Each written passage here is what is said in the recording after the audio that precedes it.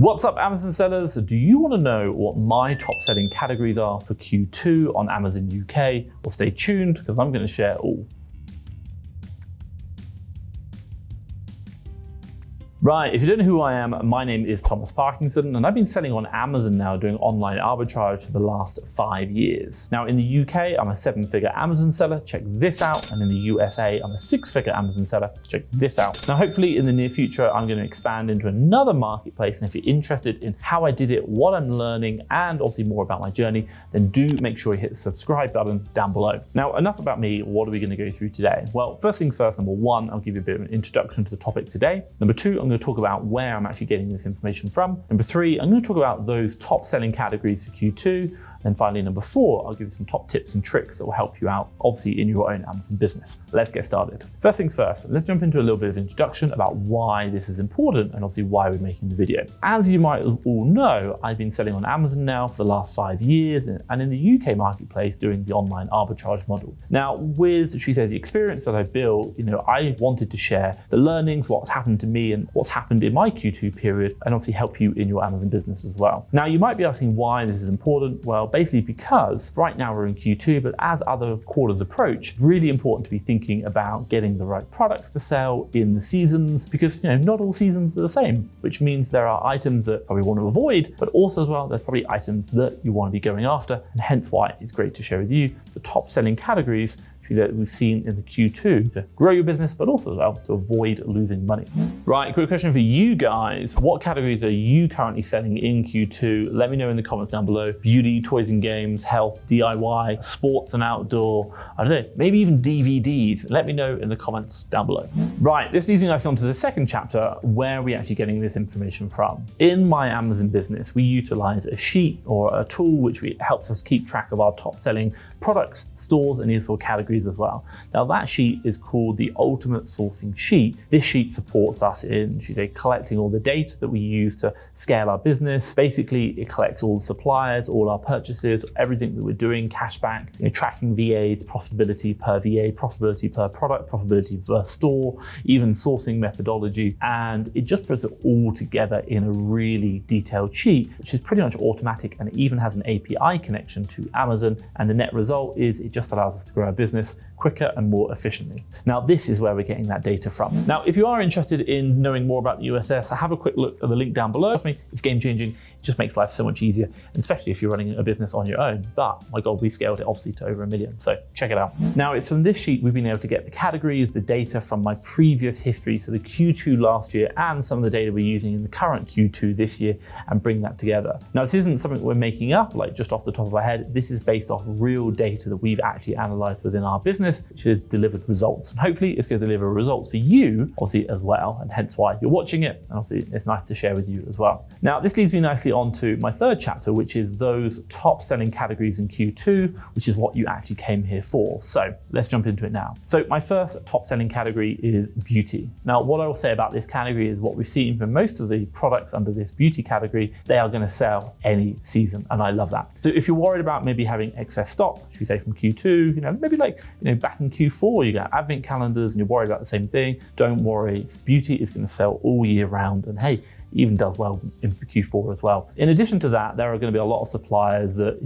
do not cancel orders when you buy lots of units, meaning to say they do not have product limits or order quantity limits, which is something we really like because a lot of people buy a lot of beauty products. It's quite normal. Now, should we say, despite the advantages I just talked about that I shared with you, one of the cons behind selling under the beauty category are that time and time again, we've seen there is a lot of competition. Why? Because obviously people know it works, hence why we're talking about it, and the data shows it. So there are a lot of Amazon sellers selling on this category. So the tendency is that prices can drop or can, should we say, go down and decline until into price wars, which is whereby sellers are undercutting each other by pennies or cents and reducing the prices. So just be aware of that. Now, one of the things that I recommend you do when buying products into the beauty category, these products are always selling, and you can buy big. Basically, that is where the supplier doesn't have a quantity limit. Now, why do I say that? Since beauty products are always selling in any season, number one, they're going to sell fast, but my God, even if they don't sell so fast, you're going to sell them out over time. It's not like you have to get them sold by the end of Q2. Don't worry about, should we say, buying too much stock.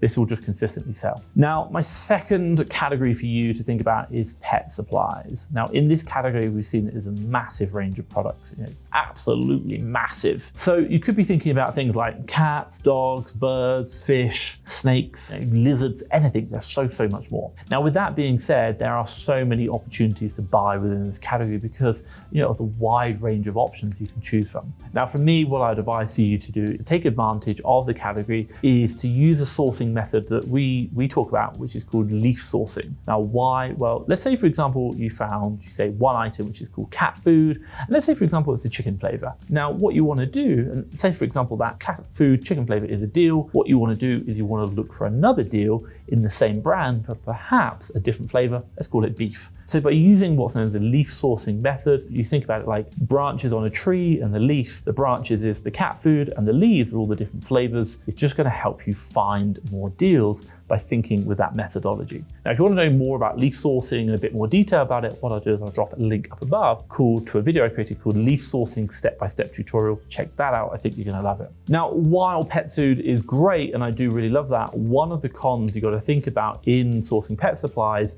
is that there are a lot of those private label brands. Now, you might be asking yourself, why is this an issue? Well, if you sell items which are private label brands, then basically you're likely to get what's known as an IP, intellectual property complaint. Now, basically, IP complaint or even claims, legal action, or if you say that action raised through Amazon from one party, i.e. the brand, against another party, i.e. the seller, who they feel have infringed upon their intellectual property, IP, their rights, and hence they shouldn't be selling the product on Amazon. Now, the net result of this is if you get too many IP complaints, it can put your account health at risk, and if you continue to get them, what will happen is you will lose your Amazon account, which is definitely something we do not want. So obviously do avoid it. Now, if you want to learn more about IP complaints and how to manage them, what I will do is I'll drop a video up above called Top Tips on How to Respond to IP Complaints. Check that out. I think you're going to love it. And also do check out the FastTrackFBA brand checker.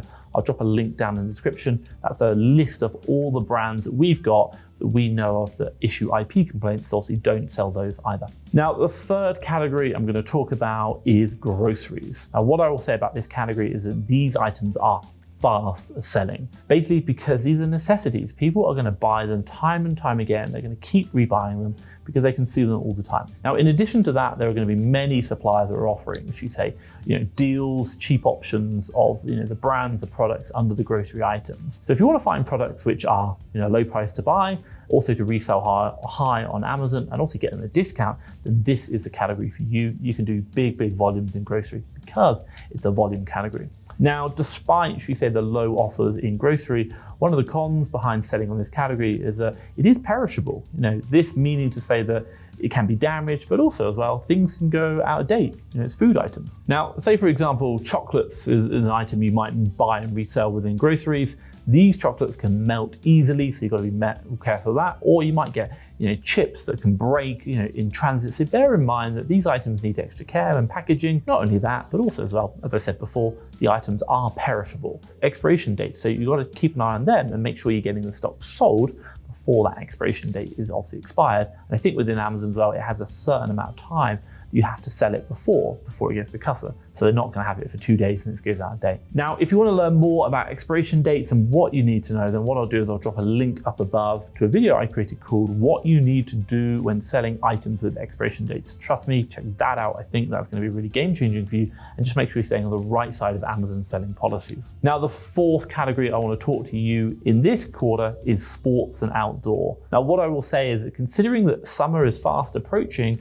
and Q2 is the perfect time to start sourcing items that you can buy now and obviously resell in the spring, Q2, but also summer in Q3. Now, lots of people are going to be thinking about buying these products. They've been cramped up or stuck indoors all for Q4, Q1. Now they want to be getting out in the Q2 period, obviously buying these products, and obviously it's going to help them. So what does this mean? Well, it means sports and outdoor is a fast selling category because people are buying these items in preparation for summer. Now, in addition to that, the sports and outdoor category has big profits. I still remember like buying, I think it was like 5 pallets of football once from one of our suppliers. And my God, the profit on per item wasn't huge, but when you're spending like $5,000 or £5,000 on footballs, in the Q2 period, that is absolutely game changing. And I love being able to buy that volume. Now, along with those big profits and selling in the sports and outdoor category, you may need bigger investments because some of the items are expensive. Remember those footballs? They weren't huge profits, but we did buy a massive bulk, and obviously they were selling like 1,000 items a month, which is incredible. Now, this can be a disadvantage, we say, for sellers with a small initial investment on stock. One of the cons I'd say under this category is that most suppliers sometimes suppliers have product limits, some don't, hence the footballs, but also as well, you can get like cancelled orders if they detect if it's a business purpose. So just be mindful,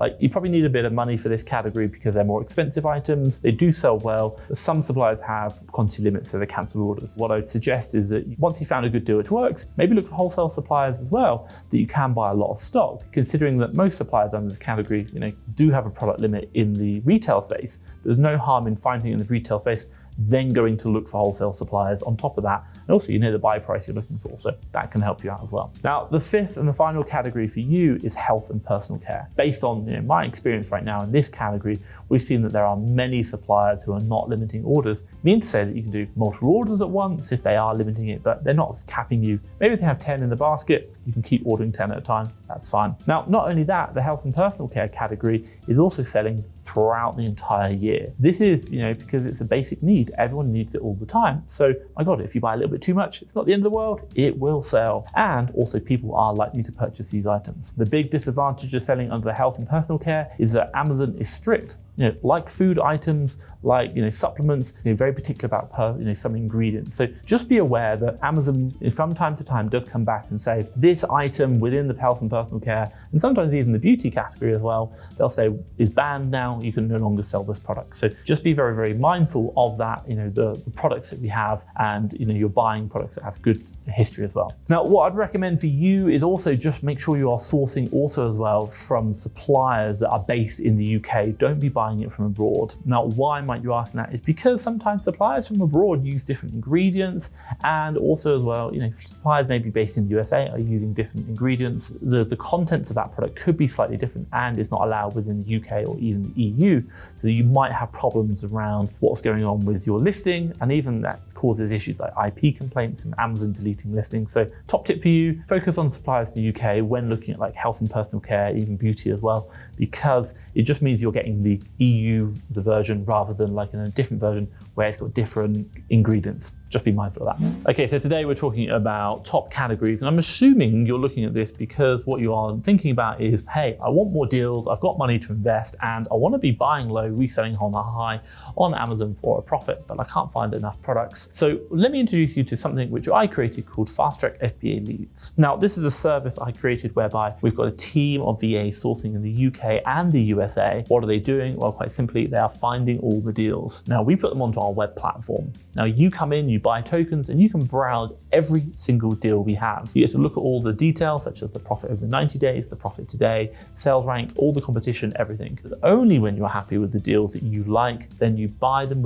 using the tokens, unlock them, get the Amazon ASIN and supplier URL, go out, buy them low on the supplier and resell high on Amazon for a profit. It's completely game changing. No one does anything like it, in the fact that you get to control the deals that you're getting. You're in control. Buy when you like, buy as many as you like, or don't buy at all. It's up to you. You're in control. Check it out. I'll drop a link down below, FastTrackFBA Leads. Trust me, I think you'll love it. Now, this leads me nicely onto my fourth chapter, top tips. Now look, first things first for you, when you are looking at sourcing, obviously especially in the Q2, always check the keeper graph. Cannot stress that enough. Check the keeper graph to know that a product is actually selling. Now, if you want to know which items are selling for Q2, by checking the keeper graph is going to help you understand that. Not because of, should we say, the price history, but it's going to be the sales rank, which is the green one. If I give you an example in Q4, you might be looking at an advent calendar where, hey, it's really selling. Q1, not so much. So just make sure you're checking that price history and go out, or should I say, the sales history.